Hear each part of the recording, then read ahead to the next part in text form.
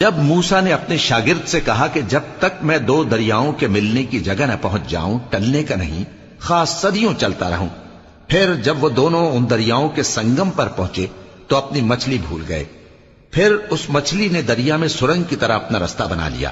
جب آگے چلے تو موسیٰ نے اپنے شاگرد سے کہا کہ ہمارا کھانا لاؤ، اس سفر سے ہم کو بہت تکان ہو گئی ہے۔ اس نے کہا کہ بھلا آپ نے دیکھا کہ جب ہم نے اس چٹان کے پاس آرام کیا تھا تو میں مچھلی وہیں بھول گیا، اور مجھے آپ سے اس کا ذکر کرنا شیطان نے بھلا دیا، اور اس مچھلی نے عجیب طرح سے دریا میں اپنا رستہ بنایا۔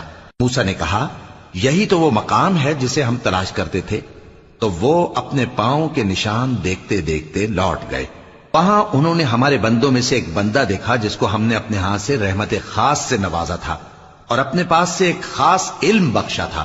موسیٰ نے ان سے جن کا نام خضر تھا کہا کہ جو علم اللہ کی طرف سے آپ کو سکھایا گیا ہے، اگر آپ اس میں سے مجھے کچھ بھلائی کی باتیں سکھائیں تو میں آپ کے ساتھ رہوں۔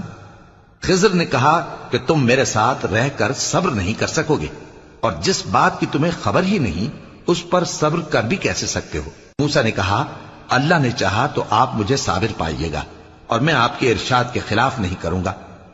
خضر نے کہا اگر تم میرے ساتھ رہنا چاہو تو شرط یہ ہے مجھ سے کوئی بات نہ پوچھنا جب تک میں خود اس کا ذکر تم سے نہ کروں۔ تو دونوں چل پڑے، یہاں تک کہ جب کشتی میں سوار ہوئے تو خضر نے کشتی کو پھاڑ ڈالا۔